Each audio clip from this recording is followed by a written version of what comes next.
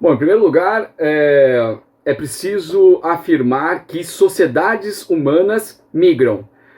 No decurso histórico, esta é uma regularidade que se verifica em distintos períodos por diferentes pulsões. E mais, com o advento do capitalismo histórico, eu me refiro aqui da quadra histórica que se abre desde o final do século XIV, com o mercantilismo, a expansão ultramarina e a montagem do antigo sistema colonial, os processos de mundialização do capital têm intensificado os deslocamentos populacionais numa direção retilínea que é da periferia e da semiperiferia do sistema mundial em direção ao núcleo orgânico do capital. Esses processos se intensificam no século XIX com o advento da Revolução Industrial inglesa, né, que reorganiza a partir da divisão social internacional agora do trabalho as relações entre um núcleo orgânico do capital que se conforma no ambiente intra-europeu de corrida concorrencial capitalista, mas também estendendo-se na direção do norte do hemisfério ocidental com o advento do capitalismo industrial norte-americano, não é?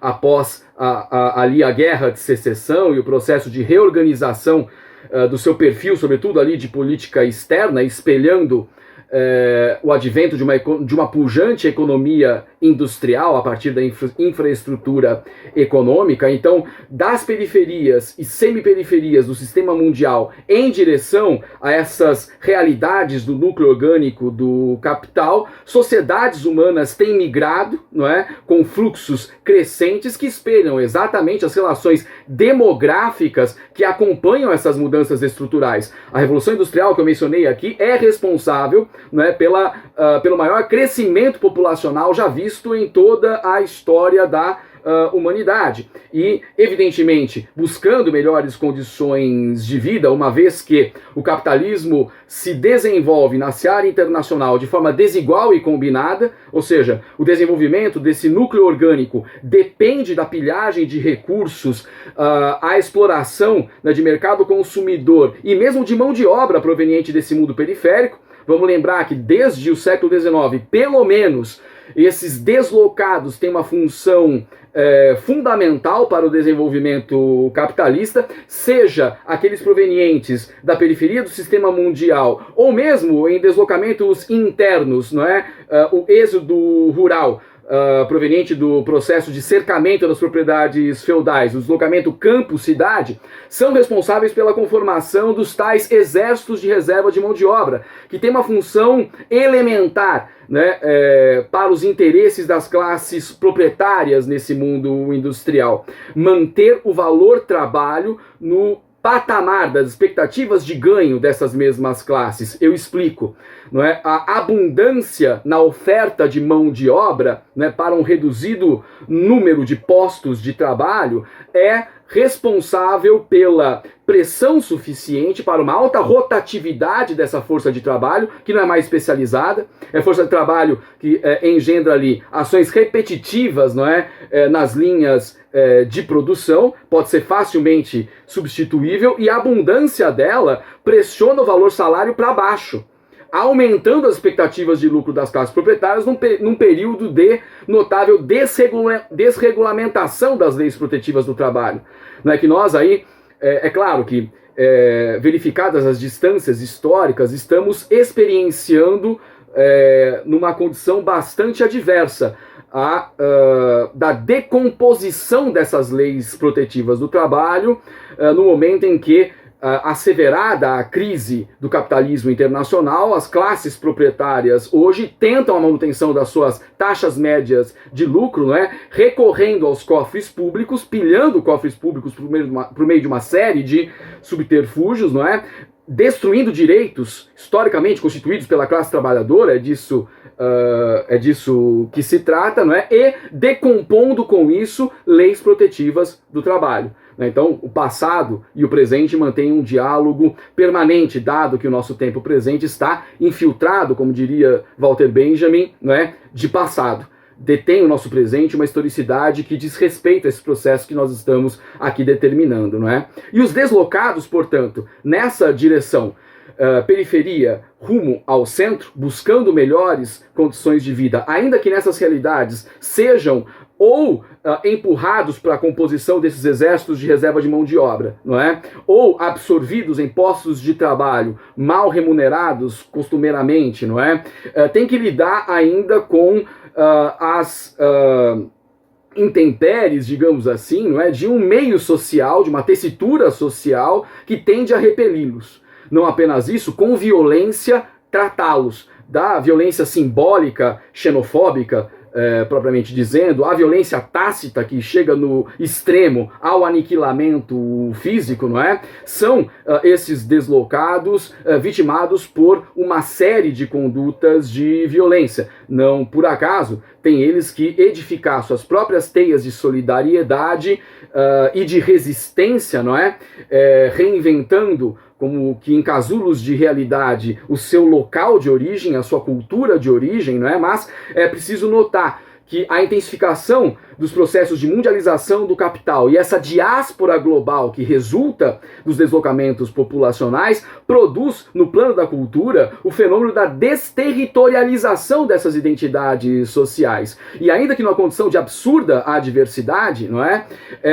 O contato, ainda que mediado pelas práticas xenofóbicas de violência, produz a hibridização desses sistemas culturais, tanto daqueles que ali aportam no novo lugar, quanto da cultura ali vigente, não é? Um exemplo notável desta condição híbrida com que a cultura tem se conformado no mundo contemporâneo é o fenômeno analisado pelo Nestor Garcia Canclini, né, das culturas híbridas, com exemplo no caso mexicano ou dos deslocados que provém do México nos Estados Unidos, não é? O Span-English, né, tem obras da literatura clássicas, né, da literatura sendo traduzidas para o Span-English. Na música se apresenta um novo dialeto que é não apenas isso, é uma nova forma de ver o mundo desde uma condição de subalternidade que se impõe na diáspora global, não é?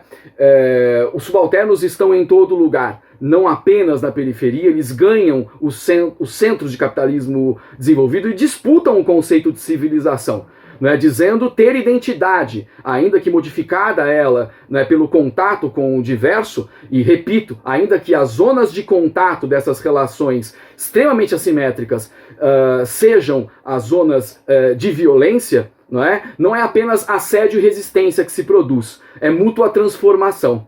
Não é isso que tem parido um mundo novo, não é? E digo mais, o que de mais belo há neste violento mundo novo é exatamente a diversidade, ainda que seja tão difícil fazer com que ela seja aceita. É disputa por corações e mentes, e a resistência que se impõe, não é? Informando que os subalternos são agentes da própria história e não estão à mercê dos poderes que dizem governá-los, não é? E repeli-los, não é? Sobretudo quando do recrudescimento da crise intercapitalista, a partir de 2008, sobretudo com a crise dos subprimes, não é? Acende uma ultradireita que retoma o discurso colhido do fascismo dos anos 30, de responsabilização dos deslocados pelas crises que internamente lhes acometem, não é? Impactando em altos índices de desemprego, baixa dos salários, a inflação dos preços, não é? A condição decomposta dos serviços públicos. É comum a esse discurso ultranacionalista culpar o outro, não é? Então, o subalterno tem essa função a cumprir nessa díade, não é, assédio e resistência, na medida em que lhe é imputada toda a culpa pela crise estrutural, da qual ele não tem culpa alguma. Ele é mais uma das vítimas desse processo. Então não é apenas assédio e resistência que se produz nessas relações mediadas por condutas de violência, não é? É a imposição do olhar do outro, não é? E ao outro o futuro pertence, retomando aqui a sentença já célebre do professor Milton Santos, né, quando afirmava uma outra globalização é a dos de baixo, né, que fazem ouvir o seu brado, a sua voz na luta por direitos em realidades extremamente adversas. é imprescindível determinar aqui distinções entre três conceitos jurídico-políticos, não é, que impactam nas formas e políticas de acolhimento desses deslocados, de acolhimento humanitário, não é? A condição do refugiado, a condição do asilado e a condição do migrante. O refugiado é aquele que foge do seu país alegando fundados temores de perseguição por motivos que podem ser de discriminação rássica, de intolerância religiosa, a própria disputa por uma identidade nacional ou pela condição que ocupam na divisão internacional, na divisão social do trabalho, ou mesmo pelas opiniões ou identidades políticas que professam, né? Este é o refugiado, portanto. Para ele há uma figura jurídico-política inscrita no direito internacional que permite aos estados que o acolherão a resposta em termos de política humanitária mais adequada, digamos, não é? Já o asilado refere uma categoria especificamente de perseguidos políticos, esse conceito, o de perseguidos políticos que buscam a proteção num outro Estado, provém sobretudo da experiência que foi o ciclo de ditaduras militares de segurança nacional que varreu o Cone Sul, sobretudo aí nos anos 1960 e 1970, não é? E que demandaram aí deslocamentos por parte de dissidências políticas em direção a estados que então são conclamados a acolhê-los, não é? Outra condição é a do migrante. Este, por sua vez, é aquele que emigra, ou seja, sai de um determinado país, seu país de origem, não é? Em busca de um novo destino. Este é chamado ali então de imigrante, aquele que entra. Pois bem, isto dito, é importante distinguir esses casos na medida em que o migrante ele é impelido sobretudo por questões de ordem econômica. É claro que há uma miríade aí de razões que levam as pessoas a migrar, mas, sobretudo, buscando melhores condições de vida. É diferente e muito mais vulnerável à condição do refugiado, não é? Pessoas refugiadas estão em situação de vulnerabilidade muitas vezes maior, não é? Que o caso dos migrantes. Eles não contam com proteção nos países de onde se originam, sofrem ameaças, perseguições, não é? É bastante diferente da condição daquele que migra porque escolhe viver no exterior, por razões as mais distintas, conforme eu mencionei, mas, sobretudo, buscando melhores condições de vida por razões econômicas. Perfeito. E, professor, no mundo hoje, quais são os principais geradores desses deslocamentos forçados, né? E como que o Brasil entra nesse contexto? Tá.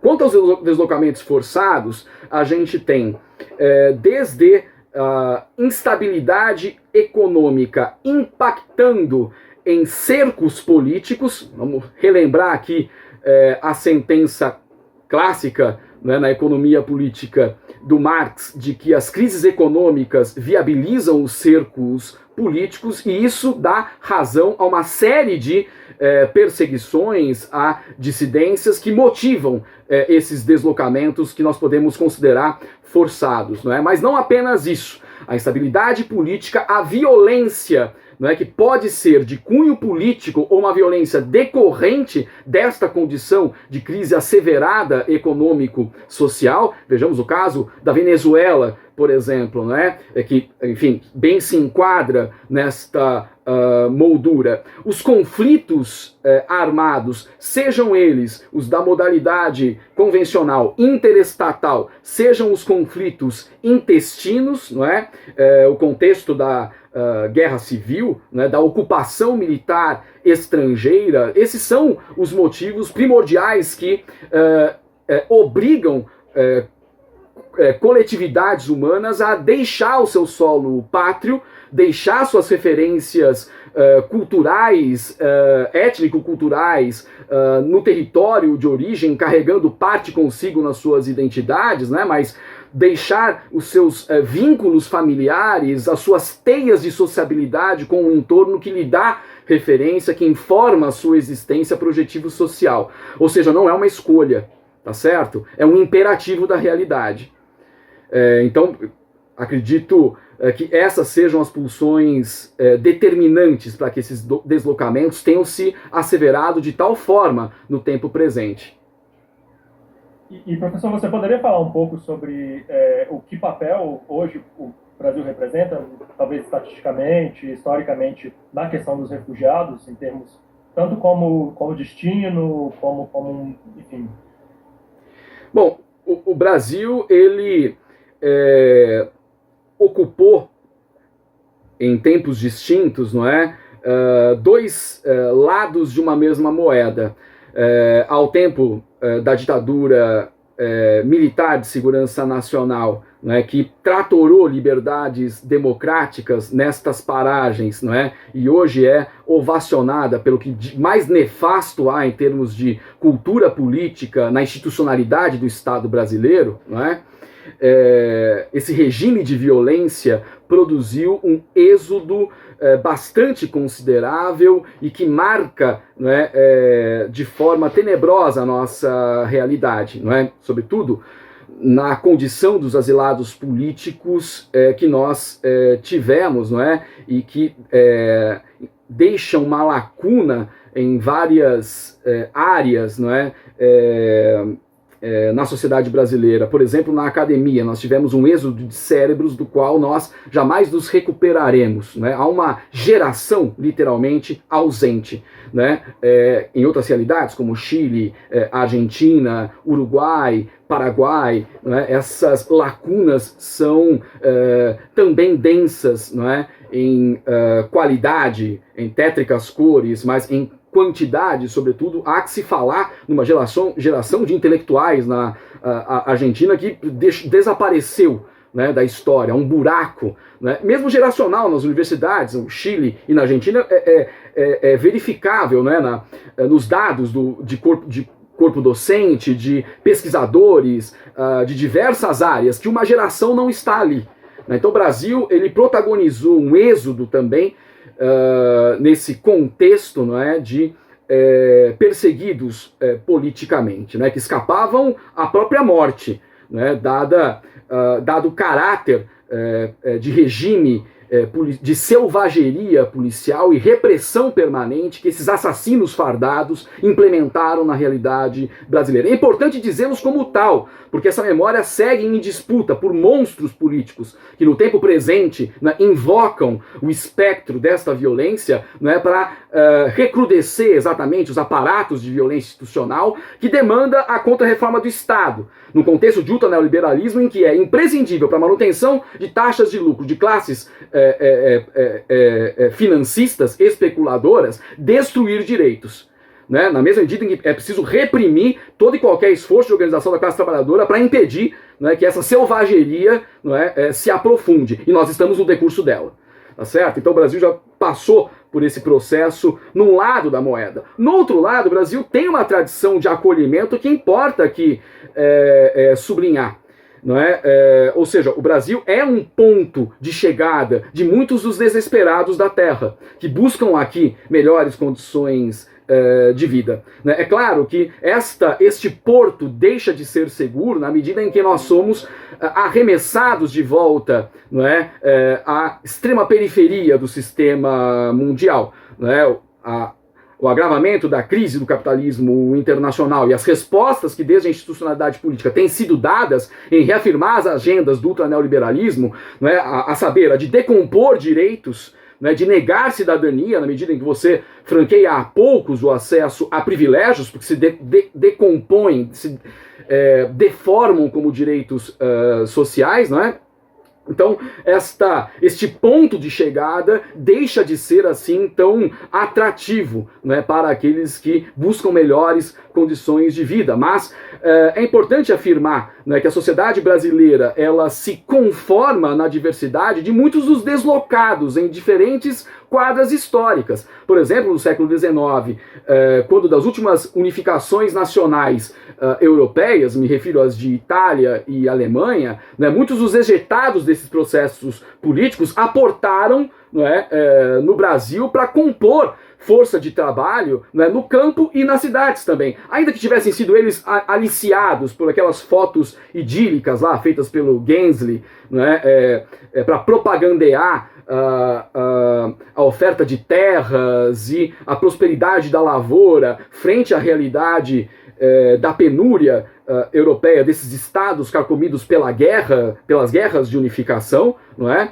Também os dissidentes políticos, né, poderiam fugir à perseguição rumando para esse destino, não é? Se somando aos muitos que foram deslocados por forma forçosa, como aqueles que foram flagelados pelo tráfico negreiro, né, que foram trazidos, apresados em África como mão de obra compulsória, aos deslocados internamente do campo em direção às cidades, não é? O produtor rural reduzido à condição de boia fria, que escolhe permanecer na miséria extrema ou migrar para os centros urbanos, buscando postos de trabalho, né, para tentar uma via de sobrevivência e, quem sabe, prosperar, né, economicamente, tentando se recolocar no mundo que ele não mais reconhece. Estou pensando aqui numa música que tem bastante sentido para mim, a Tristeza do Jeca, né, fala exatamente a condição desse deslocado do campo em direção à cidade, porque a cultura caipira aí, né, se remodela e se deforma e se hibridiza, né, ganha nova constituição. Bom, então o Brasil tem essa tradição de acolhimento, também mediada por práticas de violência, porque divisa quem vem da periferia e quem vem do centro. A globalização econômico-financeira também faz deslocar os staffs das megacorporações, não é? Que passam a reordenar a expropriação no mundo periférico, não é? Não mais com a centralidade dos estados do núcleo orgânico, mas das megacorporações, que são transnacionais. Não é? Tem o seu capital também desterritorializado e converte os estados centrais como advogados seus. Não é? Bom, isto dito, nós, na realidade brasileira, não é, temos a experiência nesses dois polos de um mesmo fenômeno. Não é? Mas importa dizer que nós temos lidado mais diretamente com problemas concernentes ao fluxo de deslocados, algo em torno aí de 5 milhões, do processo do agravamento da crise política e econômica na Venezuela. Isso porque diz respeito à região fronteiriça, não é? E convertendo o Brasil num dos destinos desses que então fogem a uma inflação que é cavalar, né? Chega a porcentagem de 1 milhão, não é? No que concerne aí a inflação dos preços, não é? Pois bem, conforme eu tentei demonstrar aqui, existe uma coerência explicativa para os transportes populacionais, para deslocamentos, né, de contingentes humanos, a partir da divisão internacional do trabalho que se assenta com o advento do capitalismo histórico. Esses deslocamentos populacionais se intensificam de forma bastante emblemática no século XIX com o advento da Revolução Industrial, porque com ela nós temos uma explosão demográfica que faz com que as realidades do núcleo orgânico, né, ejetem um excedente populacional bastante significativo para diversas partes do planeta. Pois bem, o desenvolvimento do capitalismo histórico se dá, pelo menos desde o final do século XIV, não é? Em dinâmicas de mundialização do capital, de ampliação do espaço político e econômico, onde tem em curso relações impessoais de mercado, não é? Produção de bens de consumo, a etapa da sua circulação comercial e o entesouramento do capital concentrado nessas atividades mercantis. A expansão geográfica desses limites leva à planetarização das relações capitalistas, exatamente na moldura do capitalismo industrial assentado no século XIX. do final do século XIV até este século XIX, nós temos a consecução, por sua vez, de dois tipos distintos de sistema colonial. Estou me referindo aqui à configuração por sobre a qual se desenvolve a economia internacional, primeiro numa era do mercantilismo, quando se dá a expansão ultramarina e a colonização, não é? A moldura aí é a do antigo sistema colonial e os paradigmas são os do mercantilismo, enquanto no século XIX, com o advento da economia industrial, aquilo que Marx chamaria de um capitalismo verdadeiramente existente, não é? Nós temos o neocolonialismo, não é? Dando nova configuração ao sistema internacional.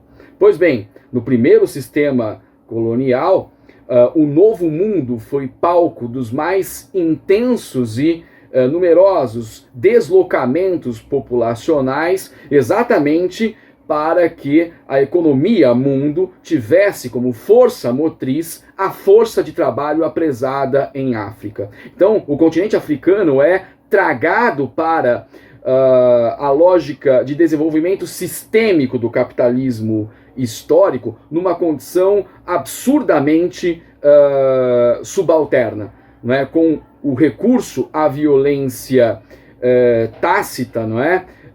E um flagelo que se impõe sobre estes deslocados, não é?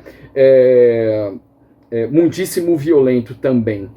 É importante já identificar este momento de contato da civilização intra-europeia com o continente africano. Não é descoberta a África neste momento, há relações pretéritas bastante longevas, mas ela é trazida para a civilização material capitalista em condição absolutamente servil.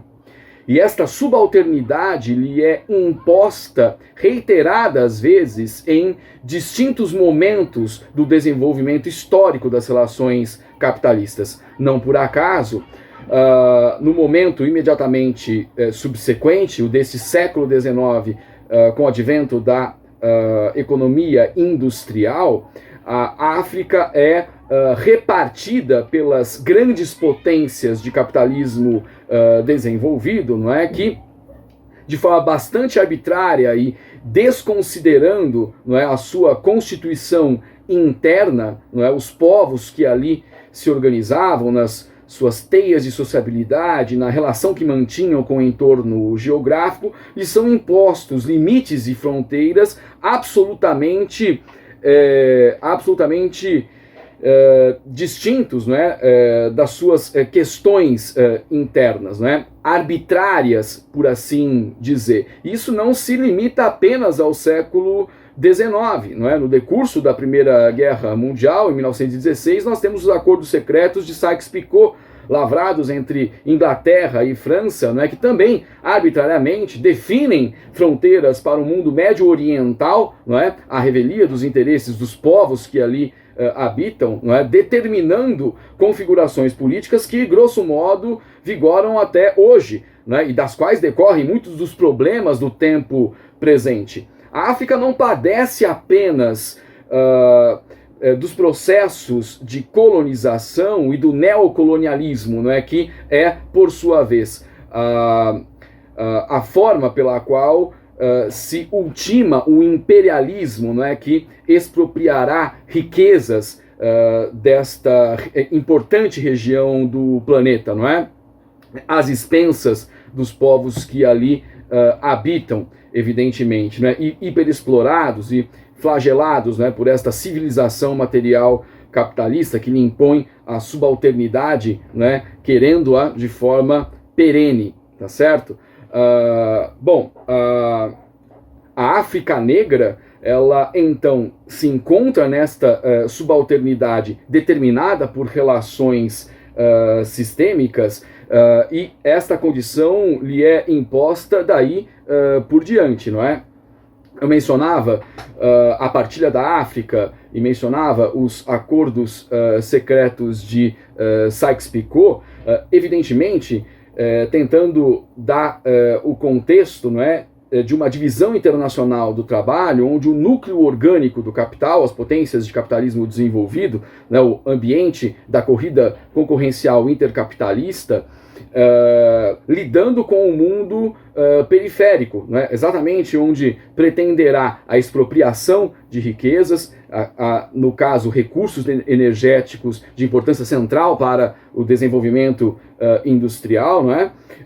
Também áreas para expansão da circulação comercial, não é? E incluso via deslocamentos populacionais, a composição dos exércitos de reserva de mão de obra que garantirão, não é, valores de salário, não é, no patamar das expectativas de lucro das classes proprietárias. Portanto, essa condição de subalternidade explica muito dos deslocamentos populacionais que na contemporaneidade têm marcado esta realidade.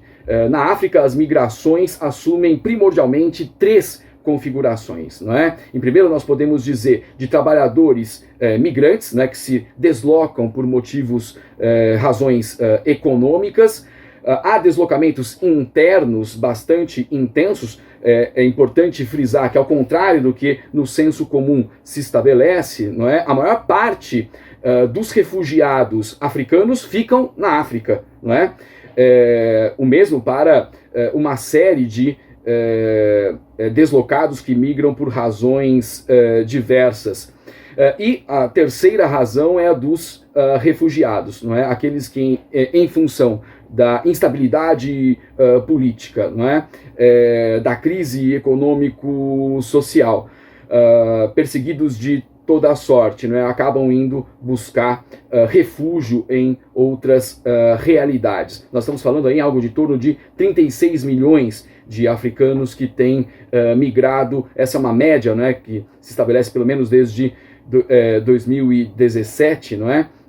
Estou usando dados aqui da Acnur, sendo que 14% dos 250 milhões de deslocamentos registrados são de refugiados, né, referindo ao ambiente africano, segundo o relatório de migrações deste ano que eu mencionei das Nações Unidas. Pois bem, desse contingente todo, 75% permanece dentro do continente africano.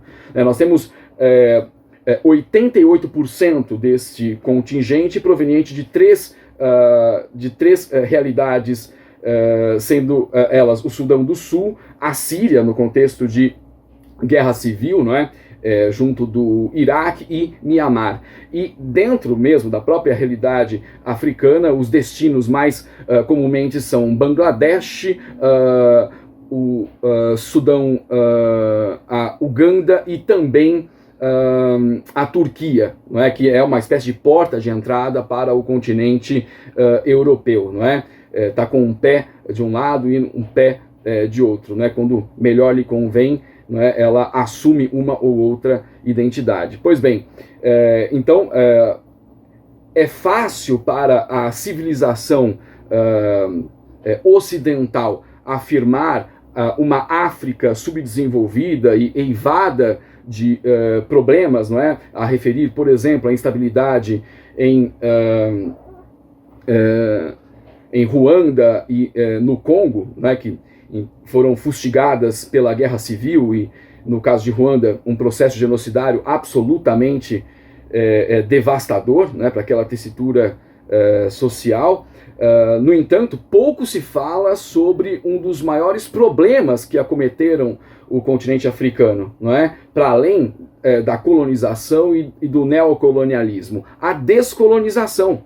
Ou seja, quando as potências europeias, como a Inglaterra, a Bélgica, a França, não é? Tiraram dali suas bandeiras, deixaram dissensos e divisas que criaram para a gestão daqueles povos, não é? Irresolutas.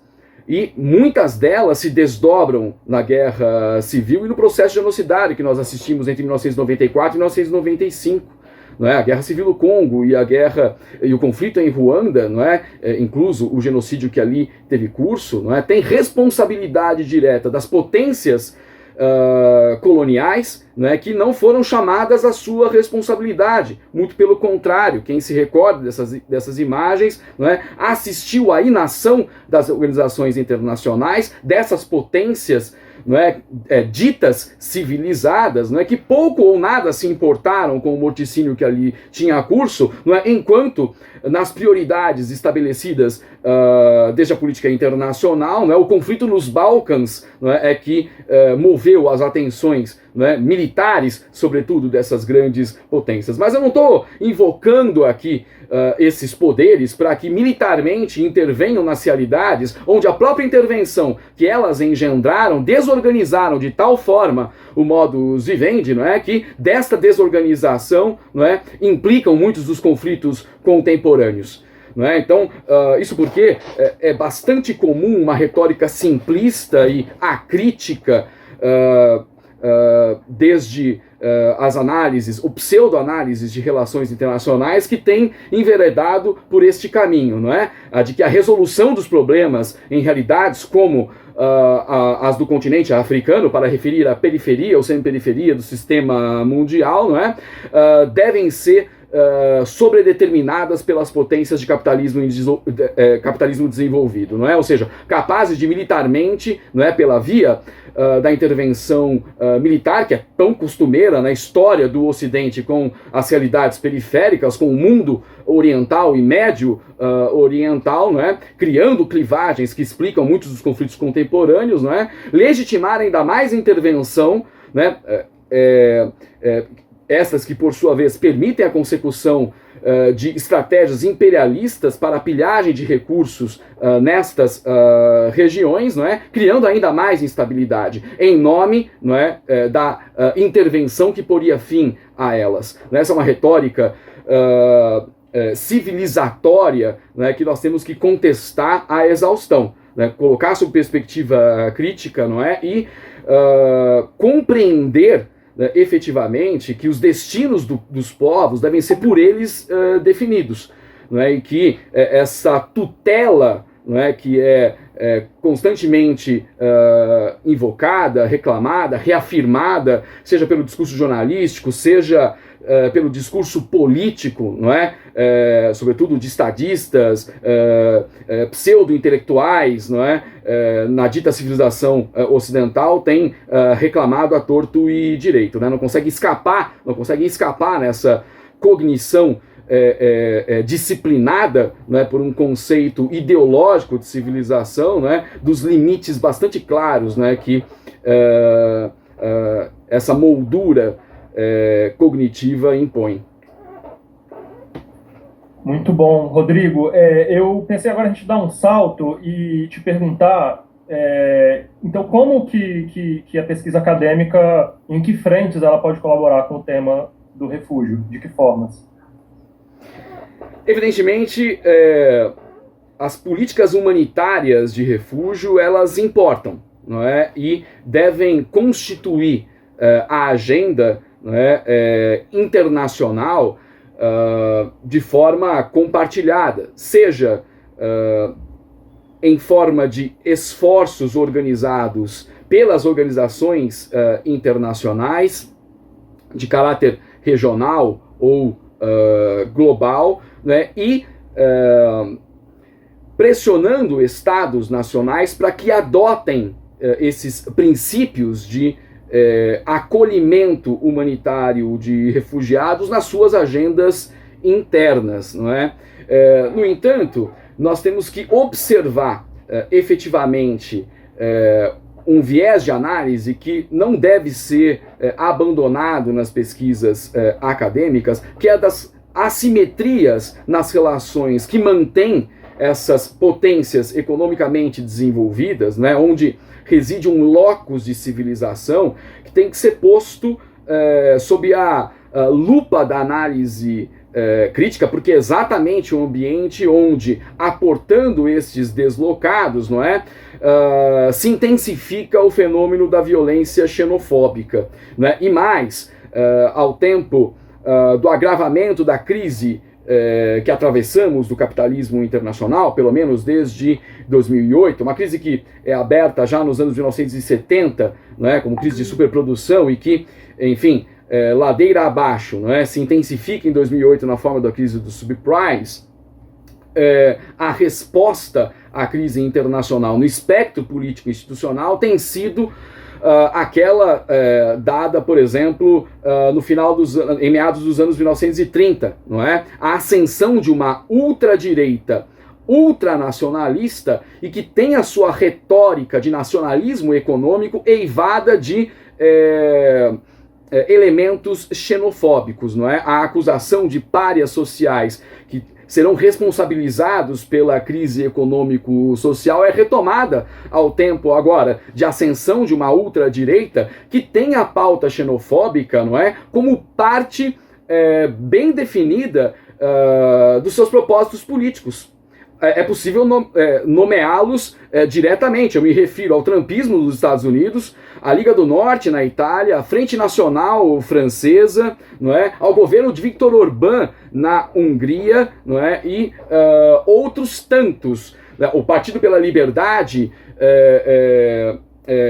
na Holanda e também na Alemanha, o caso da NPD, não é? E as suas relações com o movimento neonazista naquela realidade, as relações da Frente Nacional Francesa com a NPD alemã, absolutamente todas essas forças políticas que eu nominei aqui são xenofóbicas e maiormente islamofóbicas, não é? São em grande medida anti-europeias, porque tem uma retórica contrária às iniciativas de integração regional. Lamentável que nós estejamos atravessando, não é, uma dinâmica parecida no Cone Sul, onde tem sido decompostas essas redes de solidariedade regionais, não é, de organização política, também as redes de cooperação Sul-Sul, não é? Ao tempo do recrudescimento do autoritarismo político e de um ultranacionalismo que se casa com as agendas ultraneo-liberais, né, deste capitalismo em crise, pelo desmonte de direitos sociais para recomposição de taxas de lucro das classes proprietárias.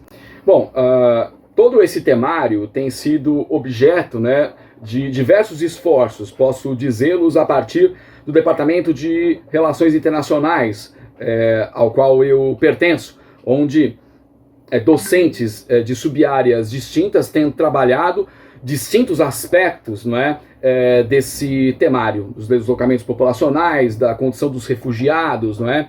Em especial, eu que tenho coordenado já há pouco mais de uma década o grupo de pesquisa Conflitos Armados, Massacres e Genocídios na Era Contemporânea, tenho trabalhado com a expressão mais dramática de muitos dos processos que culminam nos deslocamentos e na condição dos refugiados, não é, provenientes dessas zonas de conflito, que são os processos genocidários. Lamentavelmente, né, nós estamos para muito além dos casos que podemos considerar clássicos nesses termos, não é? O Holocausto judeu e o genocídio armênio, não é? Tendo atravessado nos anos 1990, não é? O registro de processos genocidários, também reconfigurando esse fenômeno, não é? Pelo menos no caso dos Balcãs e o genocídio de Srebrenica e o genocídio de Ruanda, no contexto de uma guerra civil que extrapola, não é, as suas fronteiras nacionais, não é? Mas chegando ao tempo presente, em realidades onde populações bastante fragilizadas têm sido também vitimadas por esse tipo atroz de violência, que não escreve apenas o aniquilamento físico, não é? No senso comum é importante desfazer, não é, a ideia de que o genocídio refere pura e simplesmente o aniquilamento físico, não é, de coletividades, não é, que, enfim, não estariam identificadas por nenhuma partilha, né, de signos comuns, né, e significados comuns, o conceito de genocídio, muito mais amplamente, refere uma série de outros caracteres, não é? Da destruição dos patrimônios de cultura material e imaterial, aquilo que parte da literatura cunhou como etnocídio, não é? A destruição das suas redes de sociabilidade e também dos meios de produção necessários para a manutenção de condições de vida, não é? E também de dignidade. Tudo isso implica um processo genocidário e não necessariamente diz respeito ao aniquilamento físico. Todo esse temário, enfim, é analisado pelos pesquisadores que compõem, então, este grupo de pesquisa, desde aqueles alunos de graduação, não é, como auxiliares de pesquisa, integrando esses esforços, levando esses temas para suas pesquisas de iniciação científica, para os seus trabalhos de conclusão de curso e, muitas vezes, funcionando como porta de entrada para os estudos pós-graduados. É imprescindível que esses temas sejam ali trabalhados, porque a investigação científica ela deve compor esforços, né, com, enfim, instituições, com o poder público, com organizações não governamentais que têm atuado, né, no chão duro e concreto da realidade, né, destes conflitos. Né? Então, é como nós temos trabalhado no grupo de pesquisa. Bom, muitos dos repertórios que nós conseguimos acumular nas pesquisas que durante pouco mais de uma década desenvolvemos, não é? Subsidiaram a criação de um curso de pós-graduação em conflitos internacionais e globalização. Evidentemente, lidando com um campo fenomenológico muito mais amplo, não é? Mas no qual couberam temas alusivos a esses deslocamentos populacionais, a condição dos refugiados, os processos genocidários. Então o grupo de pesquisa pôde contribuir bastante com esses esforços, não é? Na tentativa, que é literalmente nadar contra a maré, que é a da decomposição do nosso complexo de pós-graduação e estrutura de pesquisa e desenvolvimento científico, né? Estamos numa era de obscurantismos que ascenderam às mais altas estruturas de poder, né? E a anticiência, ela reverbera, né, o escopo de a contra-reforma do Estado tratorar direitos, e com isso a universidade está sob a alça da mira destes poderes, né, que pretendem a deformação de um direito social, que é o direito à educação, não é?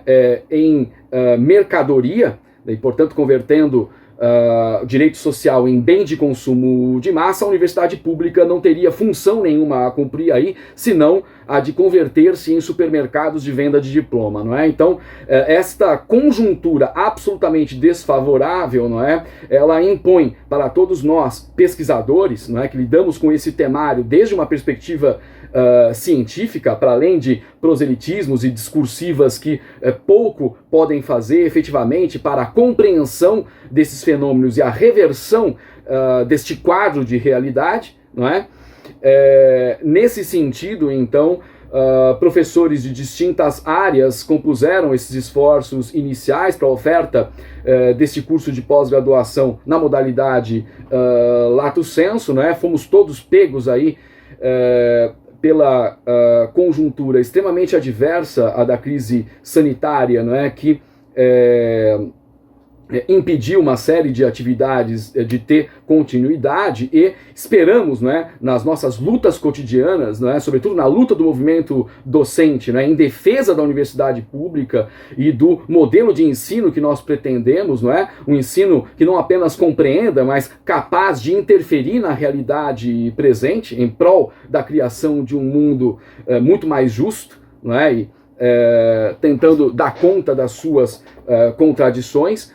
Então, nesse sentido, pretendemos retomar o quanto antes essas iniciativas, né? Labutando por uma condição diversa daquela que nós temos enfrentado hoje, né? Na escassez de recursos, na ingerência autoritária dos poderes, não é? Que pretendem, não é? Fazer da universidade pública campo seu, não é? Para os seus, e não um direito social que a todos deve servir, não é? Então, é em defesa da universidade pública, que só faz sentido, não é, no propósito de mundo que queremos, na condição de uma universidade popular, que eu pretendo aqui deixar minhas palavras finais.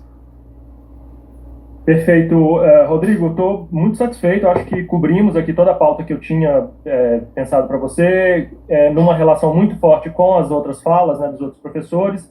Então, eu só te perguntaria se você tem algo que acha que seria importante ser dito a mais, que eu não tenha perguntado. Caso contrário, acho que podemos finalizar. Bom, tenho sim. Eu acho importante ter sido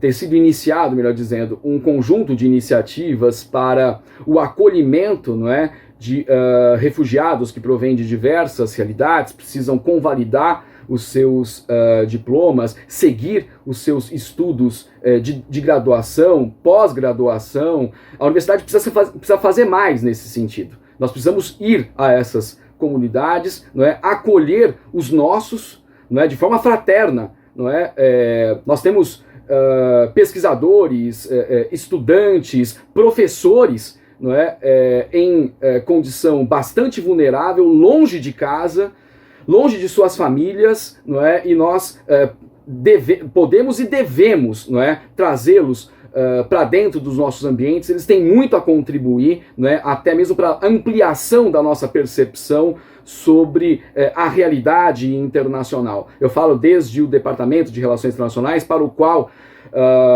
esses perfis interessam diretamente. É uma questão para muito além do acolhimento humanitário, não é? A comunidade científica, ela, em muitos momentos pretéritos, dos mais dramáticos da nossa história recente, me refiro à Grande Guerra, à Segunda Guerra Mundial, pôde agir nesse sentido, e é preciso fazer aqui um chamamento para que a fraternidade acadêmica nos mova a acolher mais aqueles que, como nós, são professores, estudantes, pesquisadores, cientistas, não é? E podem muito contribuir com os nossos avanços de investigação, porque sabem na pele, não é, a experiência da perda, não é, na condição da guerra e do refúgio.